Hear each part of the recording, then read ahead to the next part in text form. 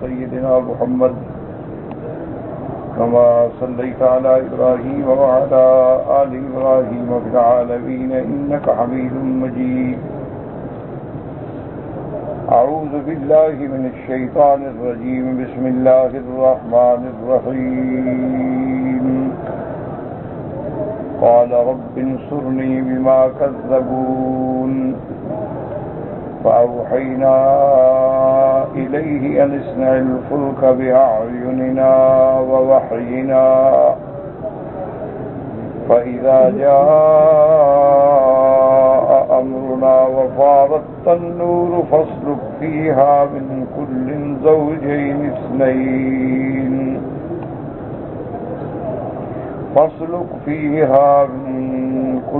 زوجين اثنين وأهلك إلا من سبق عليه القول منهم ولا تخاطبني في الذين ظلموا إنهم مغرقون.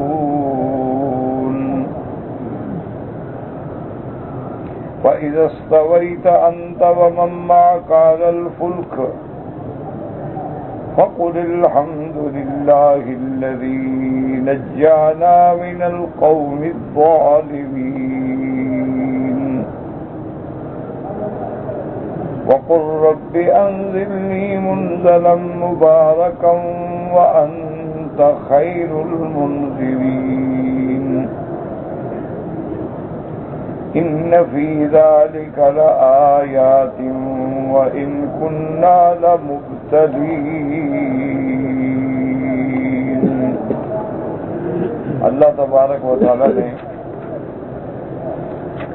کلام مقدس کی ان آیات مبارکہ میں حضرت نوح علیہ السلام اور ان کی قوم کا واقعہ بیان فرمایا ہے. جیسا کہ الحمدللہ ہم نے سابقہ آیات میں پڑھا ہے کہ اللہ نے پہلے مومنوں کی صفات کا ذکر فرمایا، اس کے بعد پھر اللہ تبارک و تعالی نے تخلیق انسان کا ذکر فرمایا کہ ہم نے انسان کو ایک پانی سے پیدا کیا ہے. اس کے بعد پھر ہم نے اس کو ایک جگہ محفوظ پہ رکھا ہے. پھر اس نطفے پر کچھ مدت کے بعد اس کو علقہ یعنی جونک کی شکل اختیار کی.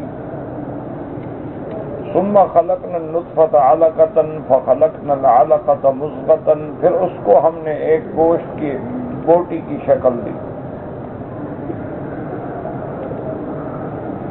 ثم جعلنا فخلقنا المضغة عظاما، پھر ہم نے اس گوشت میں سے کچھ میں سے تو ہڈیاں بنائی، اعصاب بنائے، یعنی انسانی ہیکل تیار کیا. فَكَسَوْنَا الْعِظَامَ لَحْمًا، پھر ہم نے ان پہ گوشت چڑھایا.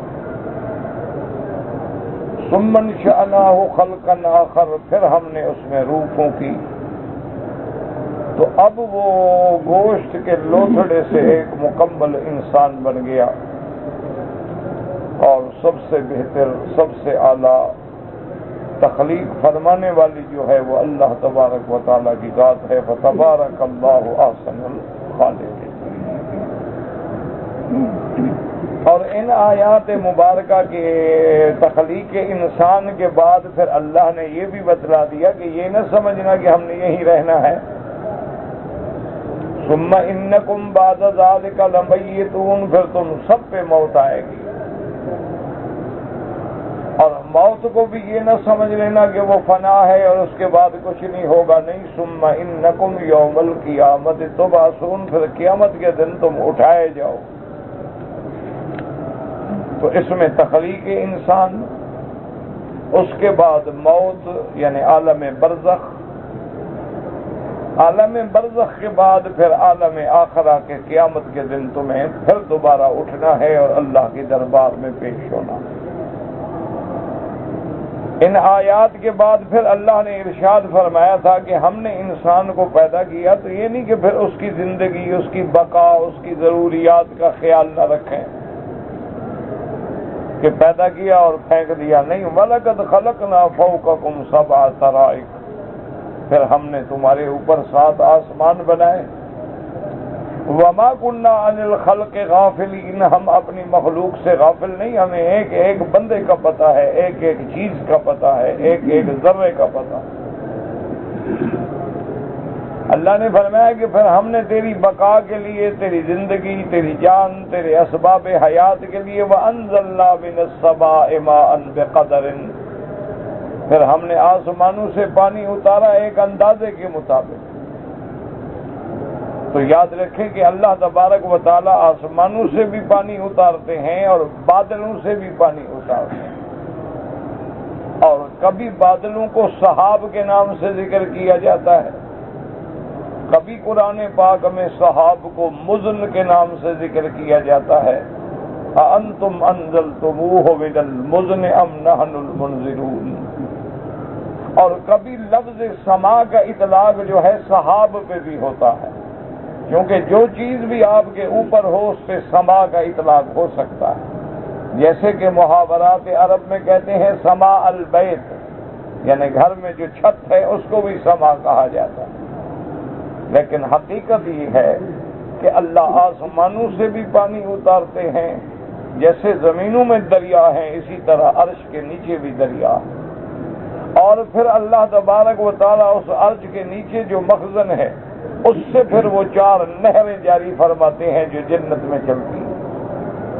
اللہ تبارک و تعالیٰ نے جنت کے اندر انہار رکھی ہیں، جس کا قرآن پاک نے ذکر فرمایا ہے کہ ایک نہر جو ہے وہ پانی سے ہوگی، ایک نہر جو ہے وہ شراب کی ہوگی، ایک نہر جو ہے وہ شہد کی ہوگی، اور ایک نہر جو ہے وہ دودھ کی ہوگی۔ وہاں 4 نہریں ہوں گی جنت میں،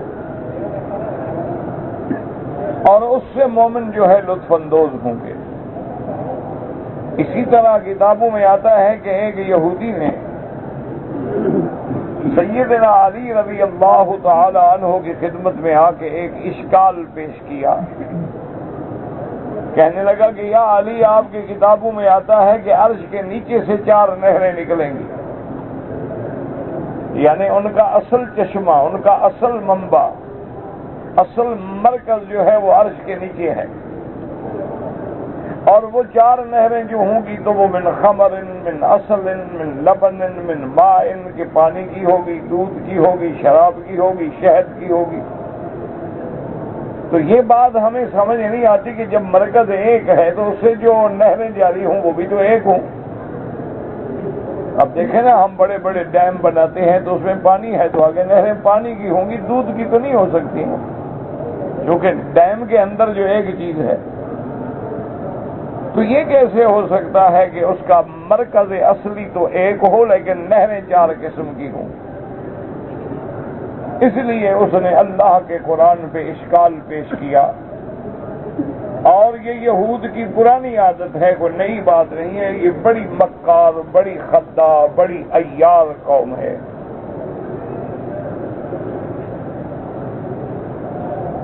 انہوں نے ہمیشہ اللہ کے دین کا مقابلہ کیا ہے۔ آج بھی اس وقت دنیا میں اس قرآن کے مقابلے پر انہوں نے ایک دوسرا قرآن شائع کیا ہے جس کا نام فرقان ہے، اور شائع کرنے والا یہودی ہے۔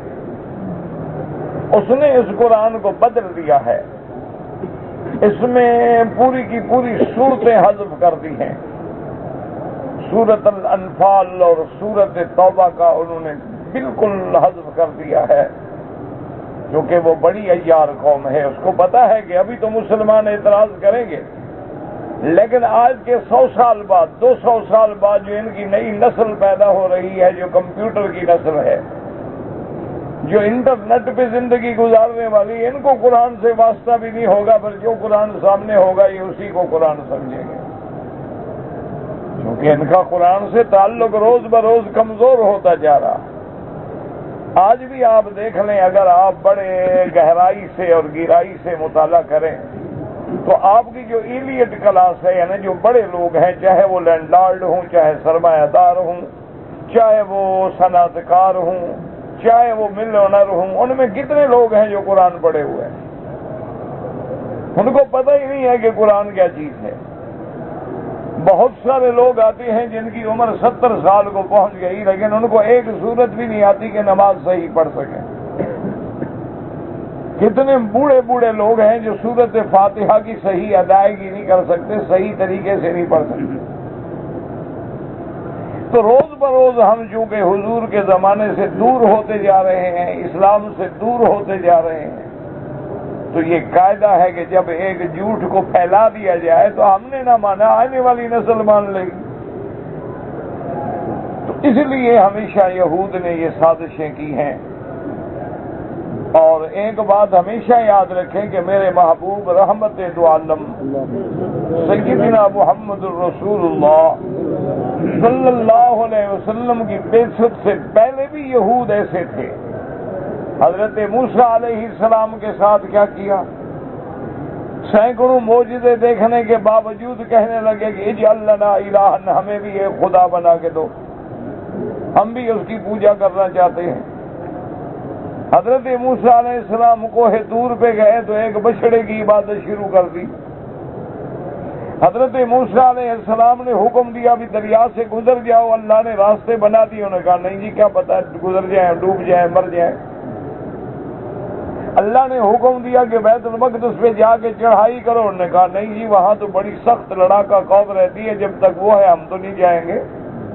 یعنی یہ ابتدائی سے اسرائیلی جو ہے، بنو اسرائیل جو ہے، یہود جو ہے، ان کی تاریخ ایسی ہے، اسی لیے اللہ نے انبیاء کی زبان پہ ان کے لیے لعنت بھیجی۔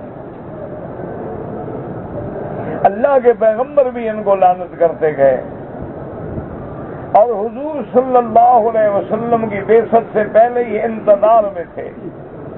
جب حضور تشریف لے آئے تو سب سے بڑے دشمن جو ہے وہ یہود ہیں، اور پھر انہوں نے کوئی ایسا موقع نہیں چھوڑا ہے جہاں حضور کو یا صحابہ کو تکلیف نہ پہنچائی ہو۔ اور اسی طرح یاد رکھیں کہ یہودی جو ہے وہ میدان جنگ میں نہیں لڑتا ہے، یہودی جو ہے وہ وراء جدر یعنی پناہ گاہوں کے پیچھے سے لڑتا ہے۔ کبھی کسی کا سہارا لے گا، کبھی کسی کا سہارا لے گا، کبھی آپ کے ساتھ اقتصادی طور پہ جنگ لڑے گا، کبھی آپ کے ساتھ فکری جنگ لڑے گا، کبھی آپ کے ساتھ میڈیا کے ذریعے آپ کو برباد کرے گا۔ کہ آج دیکھ لیں کہ جن لوگوں نے ڈش لگائے ہوئے ہیں، جہاں 250 اور 300 چینل آ رہے ہیں، دیکھیں کہ ان میں کتنے بے حیائی کے چینل ہیں، اس میں کتنے تخریب کاری کے چینل ہیں، اس میں کتنے جرائم کی فلمیں دکھائی جاتی ہیں، اور پھر مسلمانوں کو کہتے ہیں کہ تم دہشت گرد ہو۔ کم سے کم ان کی صرف فلموں کا ہی ریکارڈ دیکھ لو، کتنی فلمیں ہیں جس میں یہ دہشت گردی سکھاتے ہیں، جرائم کرنا سکھاتے ہیں، اور بتلاتے ہیں کہ کس انداز میں، کس ٹیکنیک سے، کس جدید طریقہ کار سے تخریب کاری کی جاتی ہے۔ اور اگر یاد رکھیں کہ یہود اور نصارہ کوئی حرکت کرے، مثلا کوئی مجرم ان کا جرم کرے تو ایک بندے کا نام لیں گے، لیکن مسلمانوں سے غلطی کرائیں تو پورے اسلام اور عالم اسلام اور امت مسلمہ کا نام لیں گے۔ بھئی اسلام تو دہشت گردی کا مخالف ہے، اسلام تو کسی کو دین کے جبر کرنے پر بھی مجبور نہیں کرتا، اسلام تو کسی کو تلوار کے زور پہ اپنا مذہب چھوڑنے پہ بھی مجبور نہیں کرتا، اسلام تو جانوروں کے حقوق کا بھی محافظ ہے، اسلام تو اتنا لحاظ فرماتا ہے کہ کوئی جانور ہے، اونٹ ہے، بلی ہے، کچھ ہے، جاندار ہے۔ حضور پاک نے فرمایا میں نے اپنی آنکھوں سے دیکھا ہے کہ ایک عورت کو جہنم کا عذاب دیا جا رہا ہے۔ کیوں؟ تو آپ نے فرمایا کہ اس نے ایک بلی کو باندھ دیا تھا، خود بھی اس کو پانی اور خوراک نہیں دی اور اس کو چھوڑا بھی نہیں ہے، وہ تڑپ تڑپ کے مر گئی، تو اس بلی کی وجہ سے اللہ نے اس کو جہنم میں ڈالا۔ اسلام تو ہمیں یہ رحم کا سبق سکھاتا ہے۔ اور اگر ان کے چند آدمی کوئی واردات کرتے ہیں، یاد رکھیں آج بھی اگر کوئی دنیا کا منصفانہ نظام قائم ہو جائے، آج بھی اگر عالمی سطح پر کوئی منصفانہ کمیٹی قائم ہو جائے تو یہ بات ثابت ہو جائے گی کہ ان مسلمانوں سے جرم کرانے والے بھی یہودی ہیں، ورنہ اسلام سلامتی کا مذہب ہے، ایمان امن کا درس دیتا ہے، اور حضور نے فرمایا مسلمان کی تو تعریف یہ ہے کہ المسلم من سلم المسلمون من لسانہ ویدہ، لیکن دشمن اتنا چالاک ہے کہ جرم بھی خود کرائے گا اور پکڑوائے گا بھی خود۔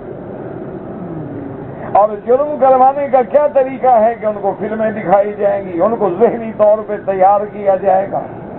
اب بظاہر تو ان کے سامنے کوئی آدمی نہیں جو ان کو کہہ رہا ہو کہ تم ایسی بات کرو کہ کل کو وہ پکڑا جائے۔ اسی طرح ان کے ذہنوں کو ابھارا جائے گا، اسی طرح مسلمانوں کے معاملات کے اندر ایسے۔ تو اس لیے یاد رکھیں کہ حضور کے زمانے سے لے کر بلکہ سیدنا موسیٰ علیہ السلام کے زمانے سے لے کر آج تک پورے عالم میں جتنے فتنے ہیں ان کے پیچھے یہودیت کا ہاتھ ہے۔ جتنے فتنے ہیں، چاہے وہ فتنے علمی ہوں، چاہے وہ فتنے قلمی ہوں، چاہے وہ فتنے سیاسی ہوں، چاہے وہ فتنے اقتصادی ہوں، کس قسم کے کیوں نہ وہ فتن ہوں، ان کے پیچھے ان کا ہاتھ ہوگا۔ اس لیے یہ قوم ایسی عیار قوم ہے۔ تو حضرت علی رضی اللہ تعالی عنہ سے پوچھا کہ جی حضرت عرش کے نیچے سے کیسے 4 نہریں جاری ہوں گی؟ حضرت علی رضی اللہ تعالی عنہ سمجھ گئے کہ اس کا مقصد جو ہے وہ اسلام پہ اعتراض ہے۔ سیدنا علی رضی اللہ تعالی عنہ نے فرمایا کہ بات سنو، اللہ نے دیکھو ہمارا مرکز جو ہے یہ دماغ بنایا ہے، ٹھیک ہے؟ اس نے کہا ہاں جی بالکل ٹھیک ہے۔ فرمایا اچھا تمہارے آنکھوں سے بھی کبھی پانی نکلتا ہے؟ اس نے کہا ہاں جی جب آنسو بہتے ہیں تو آنکھوں سے بھی پانی آتا ہے۔ فرمایا اس کا ذائقہ دیکھا ہے؟ اسی طرح کبھی تمہارے ناک سے بھی پانی بہتا ہے؟ اس نے کہا ہاں جی ذرا زکام ہو جائے تو بالکل ایسے ہوتا ہے جیسے کوئی نل لگا ہوا ہے پانی بہ رہا ہے۔ انہوں نے کہا اس کا بھی ذائقہ تم نے کبھی چکھا ہے؟ اسی طرح انہوں نے فرمایا کہ تیرے منہ سے بھی کبھی پانی نکلتا ہے؟ انہوں نے کہا ہاں جی یہ تھوک ہے، لعاب دہن ہے، بلغم ہے، یہ منہ سے ہی تو نکلتا ہے۔ انہوں نے فرمایا اس کو بھی تم نے چکھا ہے کہ اس کا کیا ذائقہ ہے؟ اور کبھی تمہارے کان سے بھی پانی بہتا ہے؟ انہوں نے کہا ہاں جی درد ہو تکلیف ہو تو کان سے بھی پانی بہتا ہے۔ فرمایا اس کو بھی چکھا ہے، اس کا کیا ذائقہ ہے؟ تو اگر دماغ ایک ہے، آنکھ کے پانی کا ذائقہ الگ ہے، ناک کے پانی کا ذائقہ الگ ہے، منہ کے پانی کا ذائقہ الگ ہے، کان کے پانی کا ذائقہ الگ ہے، تو جو اللہ اس پہ قادر ہے وہ عرش کے نیچے سے 4 نہریں جاری کرنے پہ قادر نہیں ہے؟ تو اللہ تبارک و تعالیٰ اگر اس پہ بھی قادر ہے تو اس پہ بھی قادر ہے۔ اس لیے اللہ نے فرمایا وَأَنزَلْنَا مِنَ السَّمَاءِ مَاءً بِقَدَرٍ فَأَسْكَنَّاهُ فِي الْأَرْضِ وَإِنَّا عَلَىٰ ذَهَابٍ بِهِ لَقَادِرُونَ۔ اللہ نے فرمایا ہم نے تمہارے لیے آسمانوں سے پانی برسایا، اور ایسے نہیں کہ بس برسا دیا ہے بلکہ اندازے سے برسایا ہے، تاکہ زیادہ ہو گیا تو طوفان بن جائے گا اور تھوڑا ہو گیا تو تمہیں پورا نہیں ہوگا۔ اور فرمایا یاد رکھو اگر ہم چاہیں تو اس پانی کو لے جائیں، کیا مانا اس کو زمین میں اتنا نیچے لے جائیں کہ تم نکال نہ سکو۔ جیسے فرماتے ہیں قُلْ أَرَأَيْتُم مِّنْ أَصْبَحَ مَاؤُكُمْ غَوْرًا فَمَن يَأْتِيكُم بِمَاءٍ مَّعِينٍ، کہ اگر ہم اس پانی کو نیچے لے جائیں کون لائے گا اللہ کے سوا؟ اسی طرح فرمایا اگر ہم چاہیں ہوائیں چلا کے پانی کو خشک کر دیں تو تم کیا کرو؟ اگر ہم چاہیں تو ایسی زمین پہ برسا دیں جو زمین شور اور کلر ہو پانی کے گرنے سے اور نقصان ہو جائے۔ صرف اس پانی کی نعمت پہ غور کرو کہ کیسے میں نے پہاڑوں پہ برف جما دی ہے، کیسے میں نے پہاڑوں کے سوراخوں سے اور ان کے رگوں سے پانی زمین کے اندر داخل کر دیا ہے۔ کہیں ہم نے چشمے ابال دیے ہیں، کہیں ہم نے دریا اور نہریں چلا دی ہیں، یہ ساری تیرے دیے ہیں۔ فَأَنشَأْنَا لَكُمْ بِهِ جَنَّاتٍ مِّن نَخِيلٍ وَأَعْنَابٍ لَكُمْ فِيهَا فَوَاكِهُ كَثِيرَةٌ وَمِنْهَا تَأْكُلُونَ۔ اور میں نے پھر اس پانی کو اتار کے تمہارے لیے باغات بنا دیے ہیں، کہیں کھجوروں کے باغ ہیں اور کہیں انگوروں کے باغ ہیں، کہیں فواکہ ہیں کہ جو تم لذت کے لیے کھاتے ہو، اور کہیں ہم نے ایسی چیزیں پیدا کی ہیں جو غذا کے اعتبار پہ کھاتے ہو۔ اور اس پانی کو اتارنے کے بعد وَشَجَرَةً تَخْرُجُ مِن طُورِ سِينَاءَ، من طور سینا تنبت بالدہن وصبغ للآکلین، اور ہم نے پھر اس سے ایک درخت پیدا کیا ہے، طور سینا پہ ہم نے پیدا کیا ہے۔ نوح کے طوفان کے بعد جو پہلا درخت ہے وہ زیتون کا درخت ہے، اور فرمایا یہ ایسا درخت ہے کہ اس کے اندر ہم نے تیل بھی رکھا ہے اور تیرے لیے سالن بھی بنا دیا ہے کہ تم اگر روٹی بگھو کے کھانا چاہو تو کھا سکتے ہو، تم بطور تیل پکانا چاہو تو پکا سکتے ہو، تم لگانا چاہو تو لگا سکتے ہو۔ اسی لیے بعض روایات میں آتا ہے کہ میرے محبوب اور محبوب دو عالم کا ارشاد ہے، آپ نے فرمایا کلوا وادہنوا منہا، کہ زیتون کا تیل کھایا بھی کرو اور اس کو بدن پہ لگایا بھی کرو۔ وَإِنَّهَا مِن شَجَرَةٍ مُبَارَكَةٍ، یہ درخت جو ہے بے انتہا برکت والا درخت ہے، اور اس کے اندر اللہ نے تمہارے لیے بڑے مفادات رکھے ہیں۔ اللہ نے فرمایا کہ جیسے ہم نے تمہارے لیے زمینوں میں باغ اگائے، وَإِنَّ لَكُمْ فِي الْأَنْعَامِ لَعِبْرَةً، اور ہم نے تمہارے لیے جانور پیدا کیے ہیں، نُسْقِيكُم مِّمَّا فِي بُطُونِهَا، اور بعض جانور ایسے ہیں جن کا ہم تمہیں دودھ پلاتے ہیں، جیسے اونٹنیوں کا دودھ پیتے ہو، جیسے گائے بھینس کا دودھ پیتے ہو، جیسے بکری بھیڑ کا دودھ پیتے ہو، اور بعض جانور ہم نے ایسے بنائے ہیں کہ جو تیرے کھانے کے کام آتے ہیں، اور بعض جانور ایسے ہیں جن میں بڑے بڑے تیرے لیے منافع ہیں کہ تم سامان منتقل کرتے ہو، اپنے بال برداری کے کام لگاتے ہو، کبھی ان کی اون استعمال کرتے ہو، کبھی ان کا چمڑا استعمال کرتے ہو، کبھی ان کے بال استعمال کرتے ہو۔ یہ سب میں نے تیرے لیے پیدا کیا ہے، نہیں کہ تمہیں پیدا کر کے میں نے چھوڑ دیا ہے۔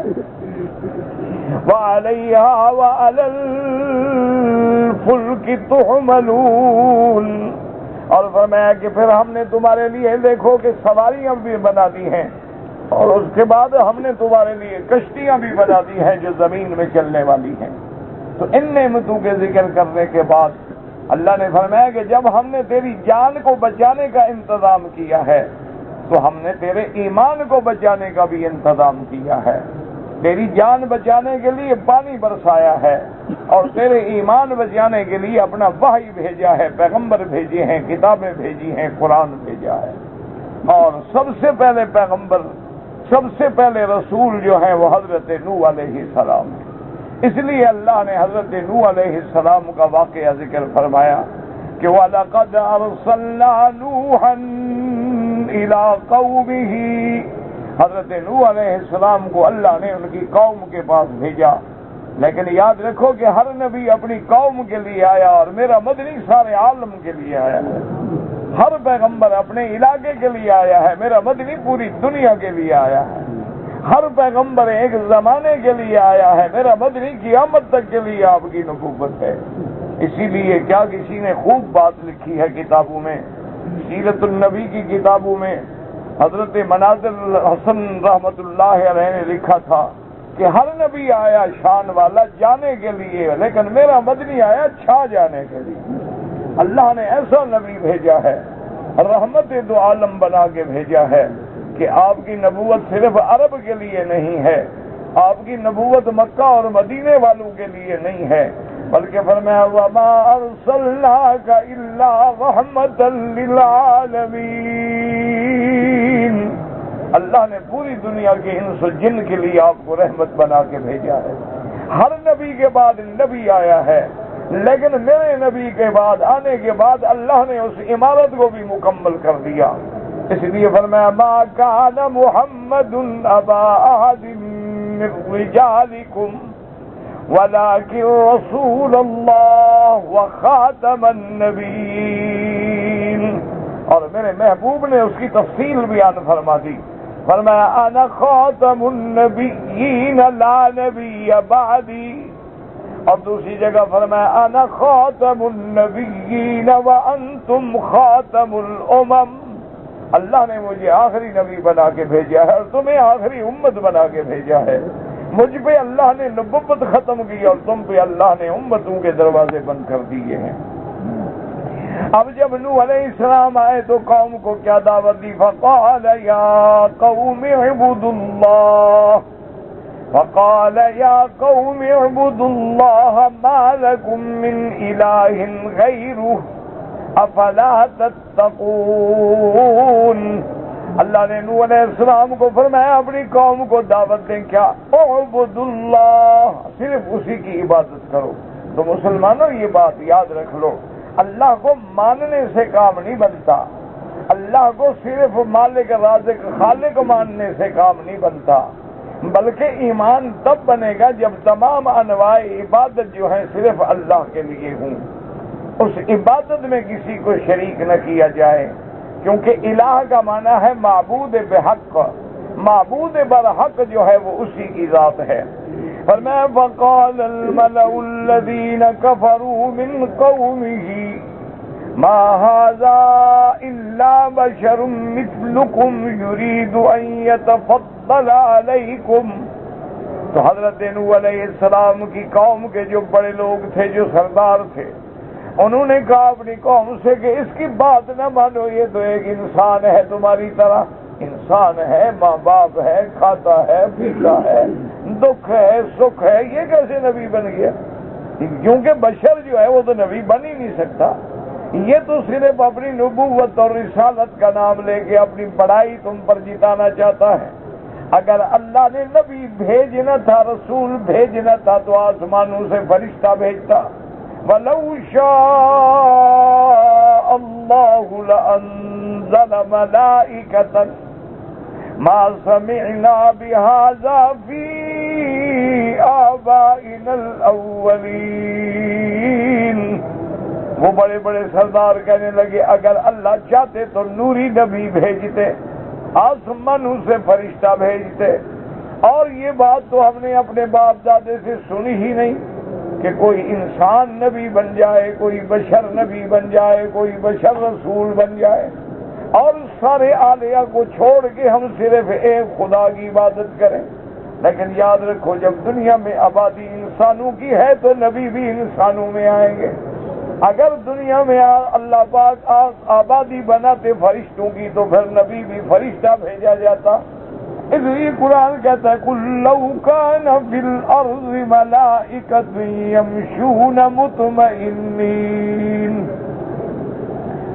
يَمْشُونَ مُطْمَئِنِّينَ لَنَزَّلْنَا عَلَيْهِم مِّنَ السَّمَاءِ مَلَكًا رَّسُولًا۔ اللہ نے فرمایا میرا محبوب اپنی امت کو بتلا دو، اگر زمین میں فرشتے ہوتے تو ہم نبی بھی فرشتہ بھیجتے، لیکن جب زمین میں انسان ہے اور فرشتے کو نبی بنائے تو تمہارا گزارا ہی نہیں ہو سکتا۔ فرشتے کو اس کی اصلی شکل میں تم دیکھ نہیں سکتے، پھر فرشتے کو اگر ہم بشر کی شکل دیں گے تو پھر بھی تم وہی کہو گے کہ ظاہر میں بشر ہے اندر میں خدا ہے، پھر بھی تمہارا عقیدہ ٹھیک نہیں ہو سکتا۔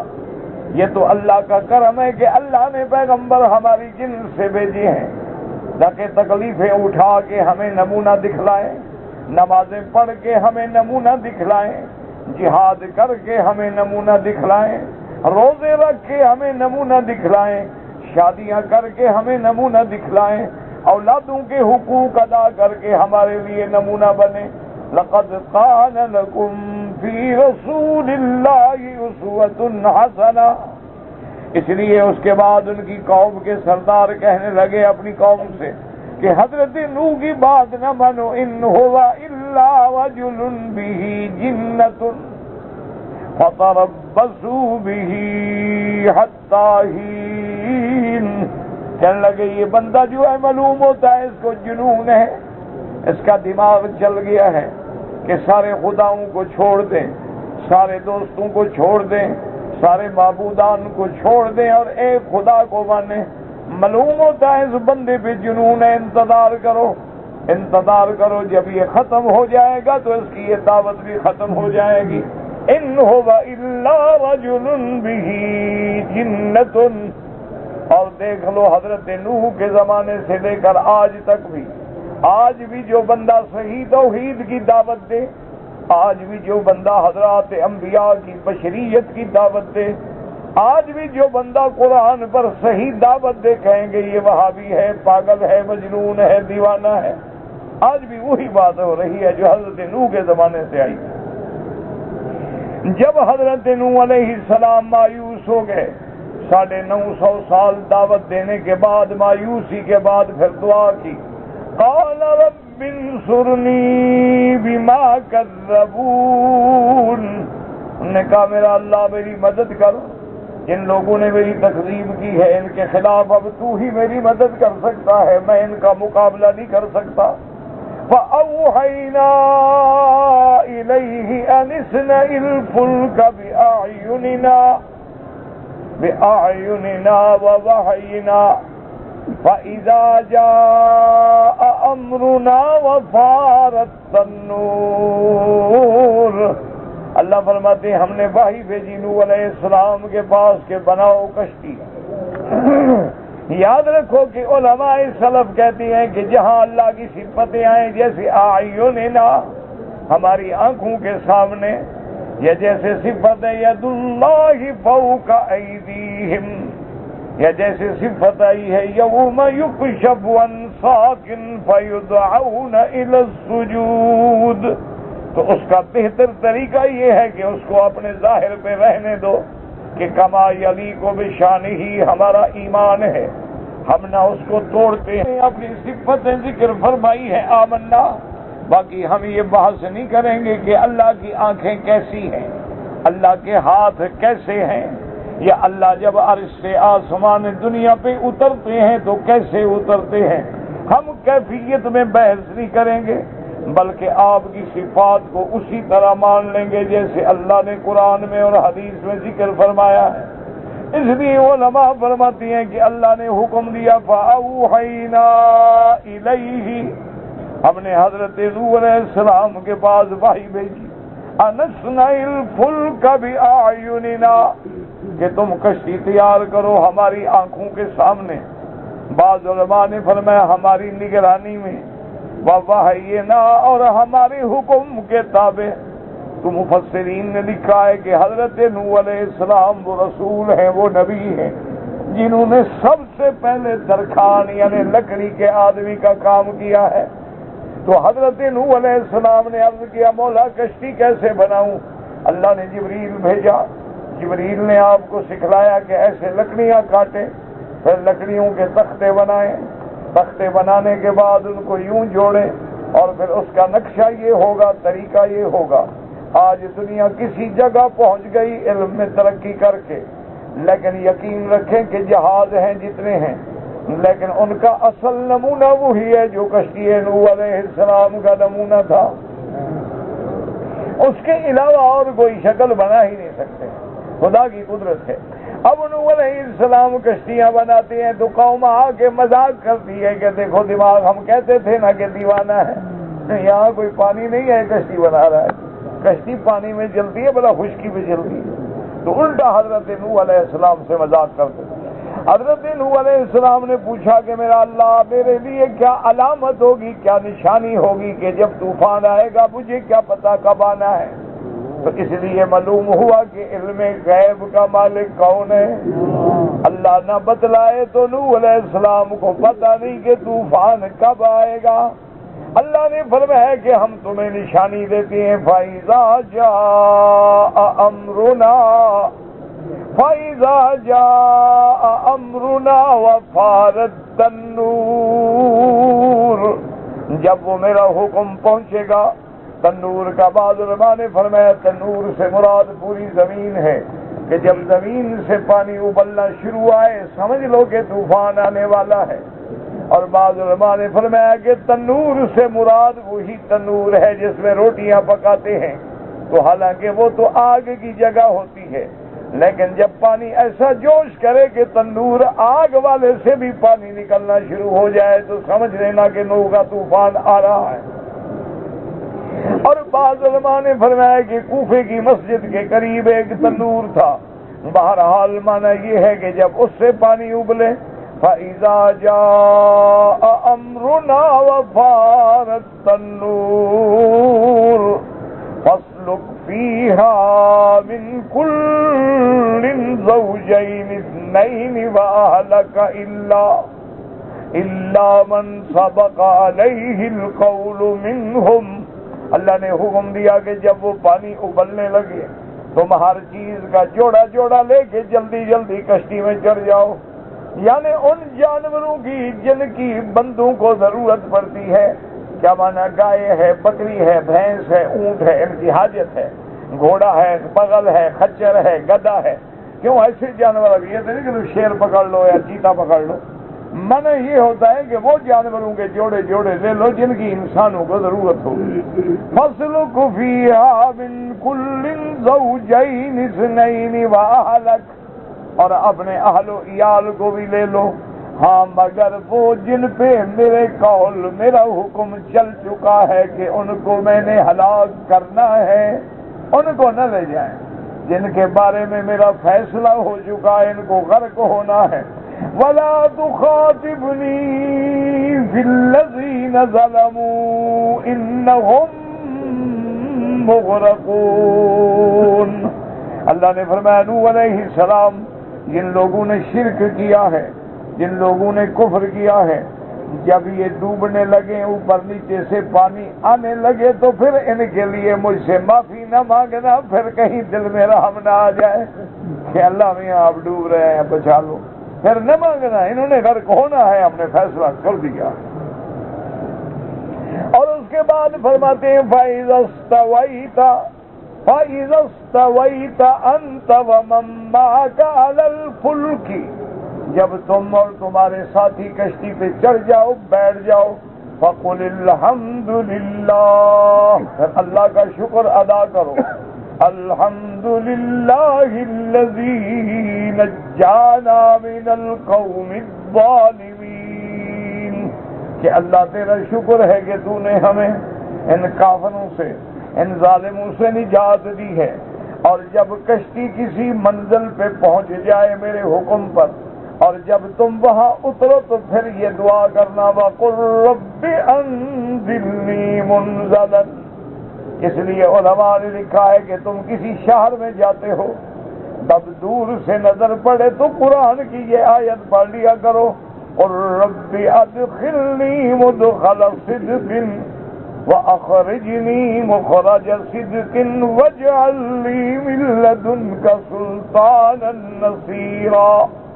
اور جب اس شہر میں پہنچ جاؤ اور اترنے لگو سواری سے، پھر یہ دعا پڑھا کرو وَقُلْ رَبِّ أَنزِلْنِي مُنزَلًا مُبَارَكًا وَأَنتَ خَيْرُ الْمُنزِلِينَ۔ علماء نے لکھا ہے اس دعا جو بندہ پڑھ لیتا ہے، اللہ اس دعا کی برکت سے پھر اس کو اس شہر میں، اس مقام میں کبھی تکلیف نہیں آتی ہے۔ اللہ نے فرمایا کہ نوح علیہ السلام جب تم اتر جاؤ کشتی سے، پھر یہ دعا مانگنا کہ میرا اللہ ہمیں بہتر برکت والے مقام پہ اتار، اور تو سب سے زیادہ بہتر ہے اتارنے والوں میں۔ ان فی ذلک لآیات وان کنا لمبتلین۔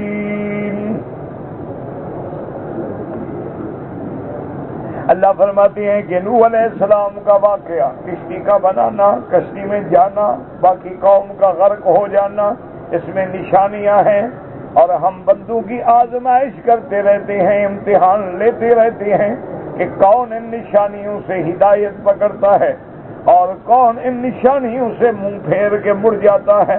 تو اس لیے ہمیشہ یاد رکھیں کہ اللہ نے یہ واقعات اس لیے بیان کیے ہیں کہ ہم عبرت پکڑیں۔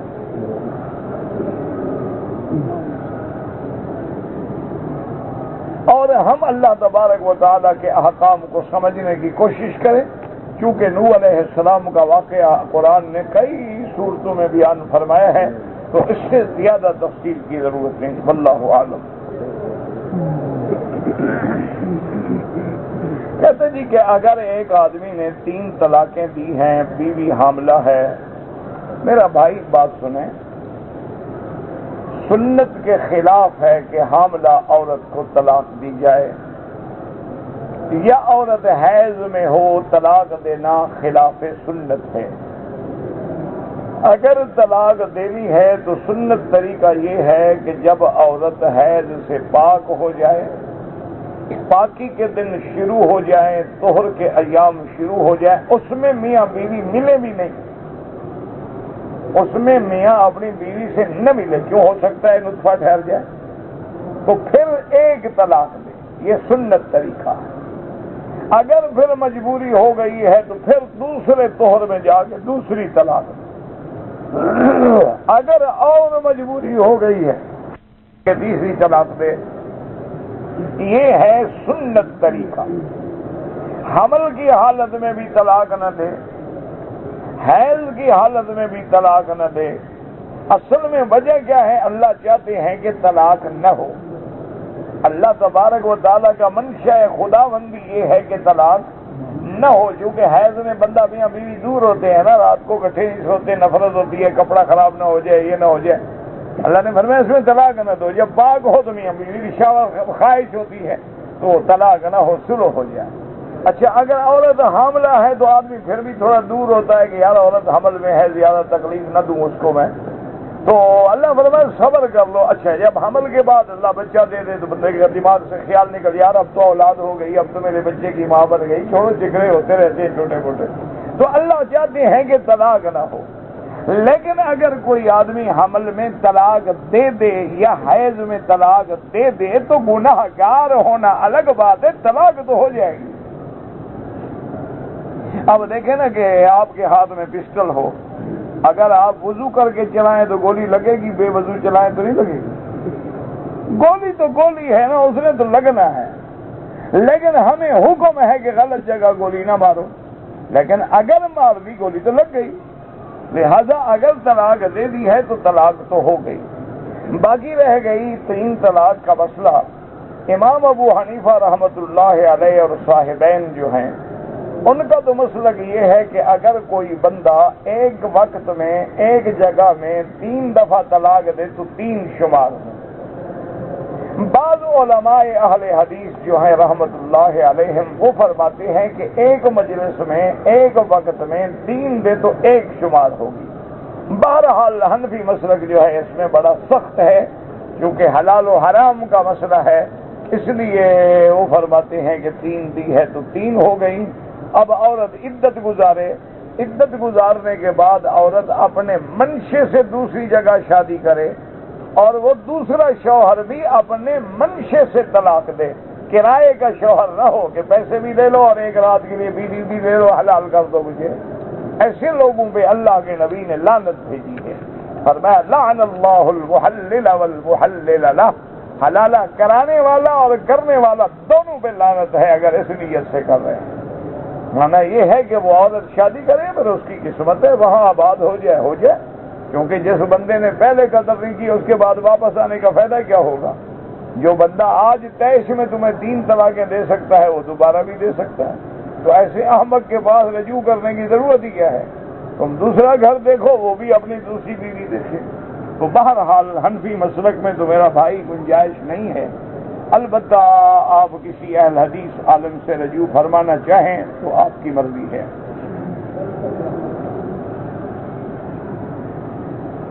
کہتے جی کہ ایک آدمی نے طواف کیا، طواف کرنے کے بعد چونکہ وقت مکروہ تھا اس نے 2 رکعتیں نہیں پڑھی، وہ طائف چلا گیا، پھر یاد آیا میں نے 2 رکعت نہیں پڑھی، وہی پڑھ لیتا ہے، میں کوئی مسئلہ نہیں، اس کے ذمے ہے 2 رکعت۔ افضل یہ ہے کہ حرم میں پڑھے، مقام ابراہیم کے پیچھے پڑھے، ورنہ جہاں بھی پڑھے وہ ادا ہو جاتی ہے۔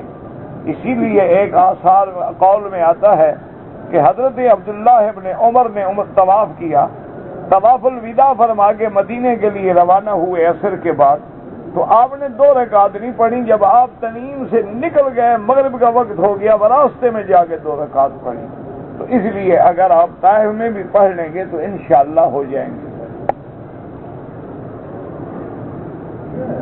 کہتے جی کہ ایک ہندو ہے، پاسپورٹ میں مسلمان لکھوا کے وہ آ جاتا ہے اس ملک میں، یہ اس کا جرم ہے، زیادتی ہے۔ اللہ نے حرمین الشریفین کو کافروں کے لیے منع کر دیا ہے کہ انما المشرکون نجس فلا يقربوا المسجد الحرام بعد عامهم هذا، بہرحال جھوٹی تہمت تم بھی نہ لگاؤ کسی پر، اگر صحیح بات ہے تو متعلقہ محکمے کو اطلاع کر دیں، وہ تحقیق کر لیں گے۔ کہتے جی کہ جو احرام کے کپڑے ہم نے استعمال کیے تھے، اگر ہم ان کو دھو کے صاف کر کے رکھ لیں کہ بھئی کفن میں استعمال کریں گے، تمہارا کپڑا ہے، تمہاری مرضی ہے، کفن میں استعمال کرو یا دفن میں استعمال کرو، زندہ کو دے دو یا مردہ کو دے دو، تمہاری چیز ہے، تمہارا ملک ہے۔ باقی یہ بات یاد رکھو، دعا یہ کرو کہ خاتمہ ایمان پہ ہو۔ اگر خاتمہ ایمان پہ ہو گیا تو پھر تو زمزم بھی فائدہ دے گا، مکہ مدینہ بھی فائدہ دے گا۔ اگر خاتمہ ہی شرک پہ ہے یا قبروں کے سجدے پہ ہے تو پھر لاکھ زمزم سے غسل دو، کوئی فائدہ نہیں ہوگا۔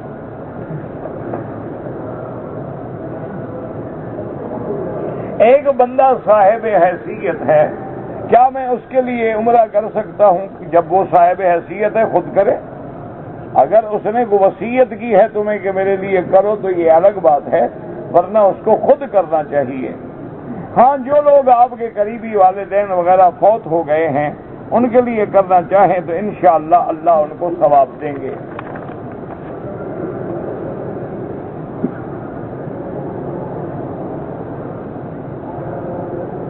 کہتے جی کہ میرا ایک دوست ہے، اس کی بچی ہے 7-8 سال کی جو قرآن حفظ کر رہی ہے۔ حرم مکی میں ایسا کوئی انتظام، یہاں تو سارے مکے میں تحفیظ قرآن کے مدرسے بھرے ہوئے ہیں، لڑکوں کے الگ ہیں اور لڑکیوں کے الگ ہیں، کسی مدرسے میں جا کے بٹھا دو تو انشاءاللہ بالکل ہو سکتا ہے، کوئی مسئلہ ہی نہیں ہے۔ یہاں تو ایک ایک محلے میں مدرسے ہیں۔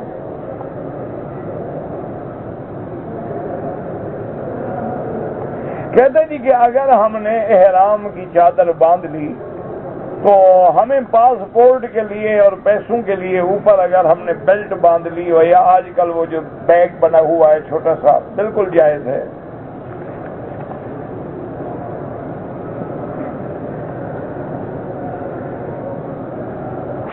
یہود اور نصارہ تمہارے دوست نہیں ہو سکتے، بالکل ٹھیک پڑھا ہے تم نے، مانا ہے کہ دلی دوست نہیں ہو سکتے، کام تو لے سکتے ہو نا۔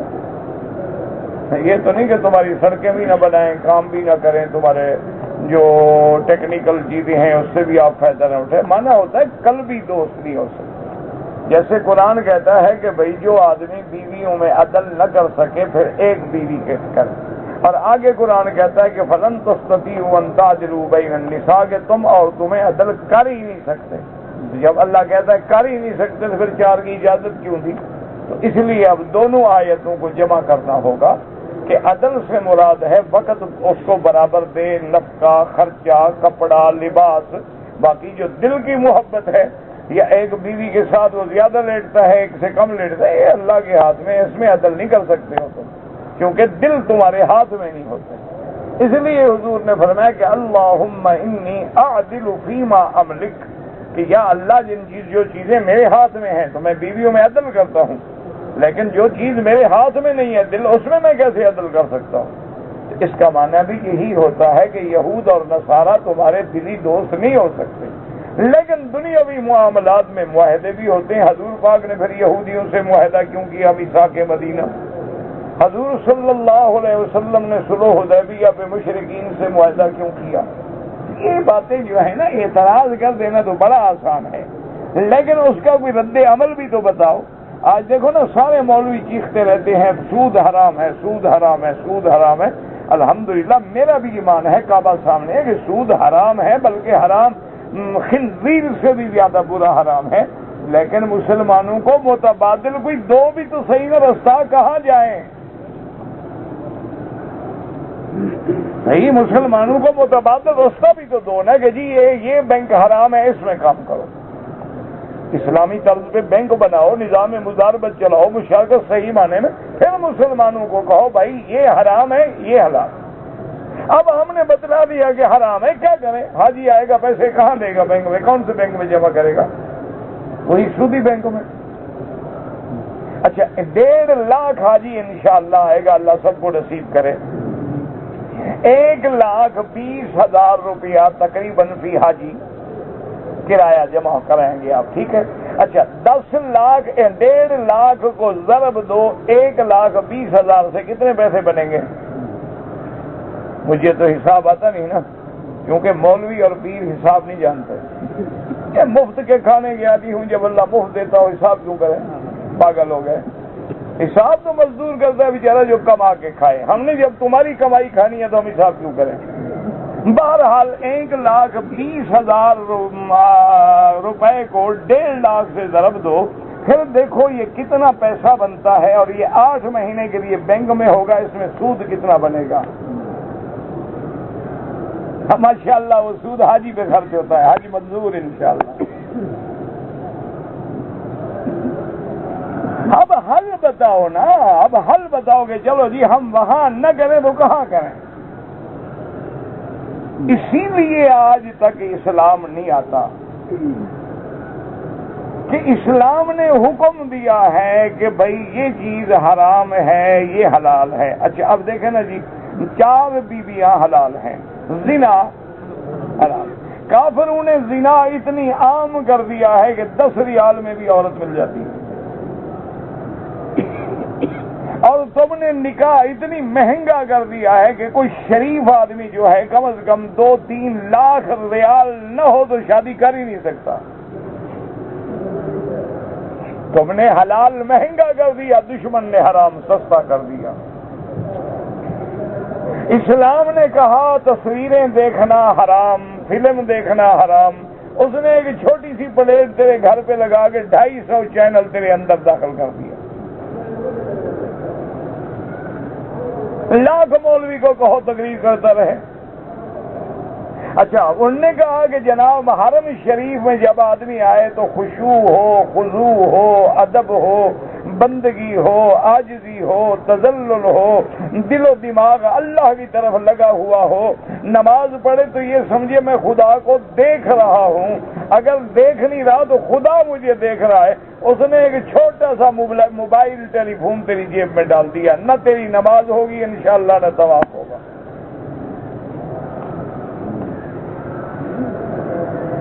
اچھا مسلمان زبانی کلامی تو مانتا نہیں. اب اس کا حل یہ چاہیے کہ اللہ نے جن کو دولت دی ہے، پیسہ دیا ہے، ہر مسجد کے ساتھ ایک ایسا ٹیکنیک کے مطابق ایسی مشینری لگا دیں کہ جو بھی اندر داخل ہو خود بخود موبائل آف ہو جائیں، خود سیدھے ہو جائیں گے لوگ. آپ ہی تو متبادل لے آؤ نا مقابلے پر.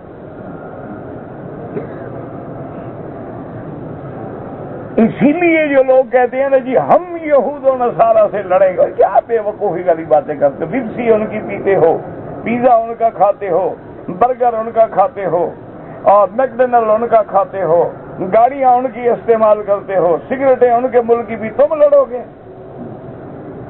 چھوڑو باتیں بے وقوفی ہے ایسے خام خواہ کے لیے. مقابلہ تب ہوتا ہے کہ 19-20 کا فرق ہو تو لڑیں. ہم تو چیونٹی بھی نہیں بناتے، یہ اینک بھی نہیں بناتے. انا للہ و انا الیہ راجعون. ہم صرف تقریر کرتے رہیں کہ جناب یہ حرام. اچھا جی حرام، حلال کا بندوبست کرو. زنا حرام، شادی تو ملنی چاہیے نا. 5-8 سال سے تو میں ڈھونڈ رہا ہوں، مجھے اتنی ملی نہیں. اس میں ہنسنے کی کیا بات ہے؟ نہیں، شادی کرنا ہنسنے کی بات ہے. اچھا میری یعنی ضرورت ہے، مجبوری ہے، لیکن نہیں. کیوں؟ وجہ کیا ہے؟ ان کو پتا ہے کہ مولوی آدمی نہ پیسہ نہ دولت نہ کسا کہانی. آج میری جیب میں پیسہ ہو، ابھی حرم کے باہر نکلو 2 شادیاں ہو جائیں، ایک بھی نہیں 2 ہو جائیں.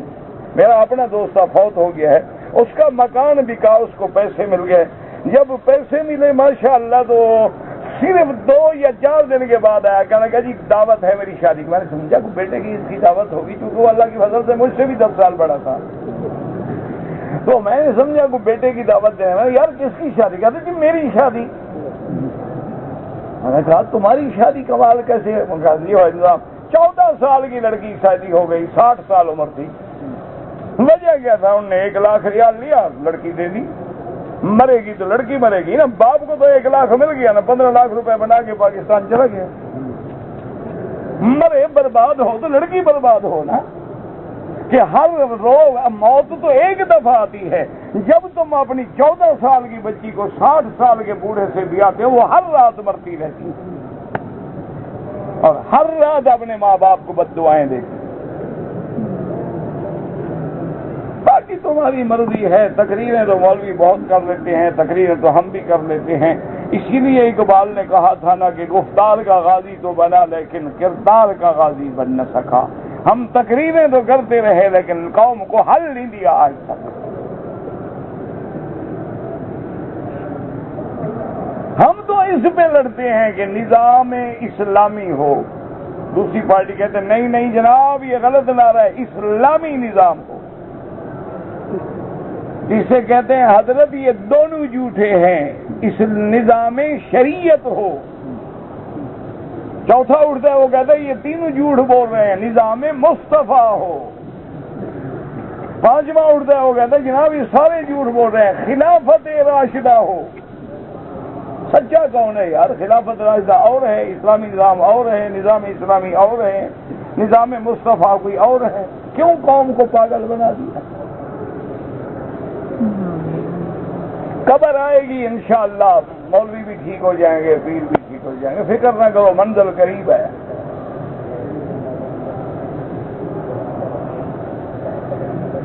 کہتے ہیں جی کہ آج کل کے دور میں انسان میاں بیوی اپنی بیوی بچوں کو نصیحت کرتا ہے نماز کی، لیکن بیوی نہیں پڑھتی. تمہارے بچے جنتی ہے، کپڑے دھوتی ہے، صرف نماز نہیں مانتی. نہیں باقی سارے کام تیرے کہنے کے مطابق کر رہی ہے، نماز والی بات کیوں نہیں مانتی؟ معلوم ہوتا ہے تو بے نماز ہے. اگر تو نمازی بن جائے سارا گھر نمازی بن جائے. بالکل نہ کہو، صرف نماز پڑھو. اللہ کے آگے گڑ گڑا کے تہجد میں دعا مانگو، مولا میرا گھر برباد نہ ہو، میرے گھر کو جہنم نہ بنا، ان کو بھی جہنم سے بچا لیں. آپ رو کے دعا تو مانگیں 4 دن، دیکھیں انقلاب آتا ہے کہ نہیں آتا.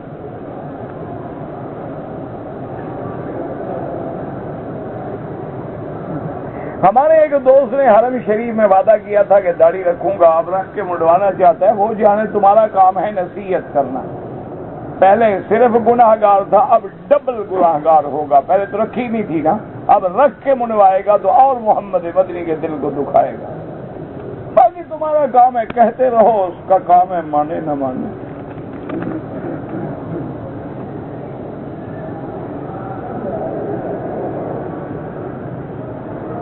کہتے جی وہ تو ایک مثال تھی یار، جن کے پاس عقل ہو ہمارا دوست کیوں نہ بنے. ہر مثال کو تم دین بنا لیتے. وہ تو ایک لطیفہ تھا، میں نے بتایا تھا کہ شاہ جی فرماتے تھے کہ جو عقل سے پیدل ہو جیب سے خالی ہو وہ ہمارا یار ہوتا ہے. ایسے ایک بات تھی اللہ کے بندے، تو اس کو کوئی دین تھا کہ اس کو اب حوالہ دو کہ میں نے کیوں کہا تھا.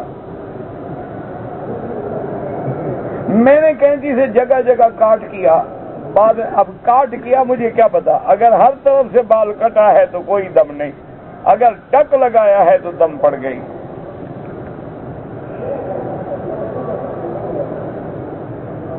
کہتے جی کہ میں عرب خاتون سے شادی کرنے کا ارادہ رکھتا ہوں. پہلے یہ دیکھو مال ہے.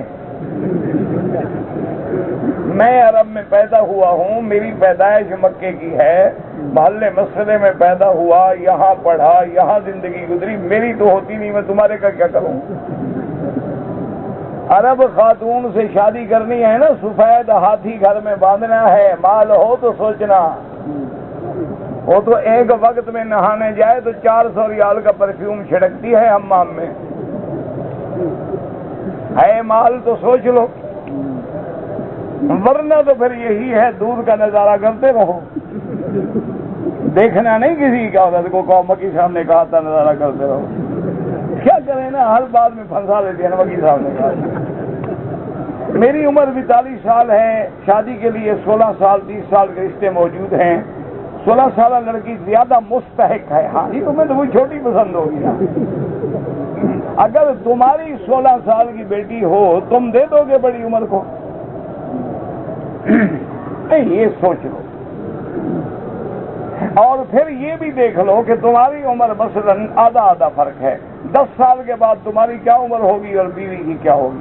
ہاں اگر اللہ نے تمہیں طاقت دی ہے حقوق ادا کرنے کی اور وہ لڑکی بھی دل سے راضی ہے، ماں باپ کے جبر سے نہیں۔ اور میرا ایمان ہے کہ کوئی چھوٹی لڑکی جو ہے بڑے آدمی سے راضی ہو ہی نہیں سکتی۔ بہرحال تمہیں جب برابر کی عمر کی مل رہی ہے چپ کر کے استخارہ کرو اور شادی کرو۔ جس آدمی کی داڑھی نہ ہو وہ کافر ہے، کافر تو کوئی نہیں ہوتا اللہ کے بندے، اللہ کسی کو بھی کافر نہ بنائے، وہ حضور کی سنت کا تارک ہے، فاسق فاجر ہے، دعا کرو اللہ ہدایت دے۔ اگر مدینے گیا واپسی پہ عمرہ نہیں کیا تو یا تو پھر مدینے جا کے عمرہ کر لو ورنہ دم دینی پڑے گی۔ سبز پگڑی باندھنا حضور سے تو ثابت نہیں ہے، ساری زندگی میرے محبوب نے سفید پگڑی باندھی ہے، فتح مکہ والے دن البتہ اپنے سیاہ رنگ کی پگڑی باندھی ہے، سبز پگڑی نہیں باندھی۔ لیکن کوئی باندھتا ہے یار تمہیں کیا ہے، کوئی نیلی باندھے پیلی باندھے سبز باندھے، تمہیں تکلیف کیا ہے، باندھنے دو۔ کیسے بیچارے ثابت کریں گے ہم کون ہیں؟ کوئی تو آخر رنگ بنے گا نا، کوئی نسواری باندھتا ہے، کوئی سبز باندھتا ہے، کوئی ٹوپی یوں پہنتے ہیں، کوئی یوں پہنتے ہیں، اب تو ہر پارٹی کا نشان بنانا ہے نا آخر۔ باندھنے تو مزے کریں، تمہیں کیا تکلیف ہے، کوئی سبز باندھے، کوئی کالا باندھے، کوئی سفید باندھے۔ ہاں، قبر پر اذان دینا ثابت نہیں ہے حدیث میں۔ منانا یا عرس منانا نہ قرآن میں ہے، نہ حدیث میں ہے، نہ صحابہ نے منایا، نہ اہل بیت نے۔ باقی لوگ جو مرضی آئے کہتے رہیں، لوگوں کا کیا ہے، جاہلوں سے کیا بات ہے۔ جو لوگ حرم میں بھی امام کے پیچھے نماز نہیں پڑھتے، جب اللہ نے محروم کر دیا ہے تو تم کیوں انہیں زبردستی کھینچتے ہو؟ اللہ مکے میں آنے کے بعد بھی نہیں آنے دیتا نا، کہ اندر جو شرک کے جراثیم بچے ہوئے ہیں وہ جب تک ختم نہیں ہوں گے کیسے آنے دے؟ اذان سے پہلے صلاۃ و سلام پڑھنا بدعت ہے۔ رسول ہیں بالکل تو قیامت تک آپ کی نبوت ہے، اس کا معنی یہ تھوڑا ہے کہ بھائی حضور ہر جگہ موجود ہیں۔ ہم کہتے ہیں صحابہ حضور اللہ ابو بکر عمر صحابہ ہیں، اس کا معنی وہ بھی کھڑے ہوئے ہیں ساتھ ہمارے، یہ کیا معنی ہے؟ اور ہے علامہ اور ترجمہ یہ کر رہا ہے اور دلیل ایسی جاہلوں والی دے رہا ہے کہ تھے یا ہیں۔ عقل کرو، یہ کیسا علامہ ہے یار، اس کو تو پھر کہیں بھیجو پڑھنے کے لیے۔